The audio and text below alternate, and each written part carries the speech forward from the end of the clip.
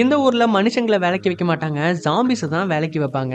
ஏன் ஒரு ஸ்கூல் செக்யூரிட்டியா இருக்கிறது, டிராபிக் மெயின்டைன் பண்றது, ஒரு வரவேற்கிறதுல இருந்து எல்லாமே இங்க இதுதான் பண்ணிக்கிட்டு இருக்கு. அப்ப டிம்மிங்கிற ஒருத்தனோட வீட்டுல ஒரு புது ஜாம்பி வாங்குறாங்க. அதை பார்த்து அவங்க அப்பா இதை எதுக்கு வாங்குறேன்னு கேக்குறாங்க. அப்பா அவங்க அம்மா எல்லார் வீட்லயும் ஜாம்பிஸ் இருக்கு, நம்ம வீட்டுல மட்டும் தான் இல்ல, அதனால தான் வாங்கினேன் அப்படின்னு சொல்றாங்க.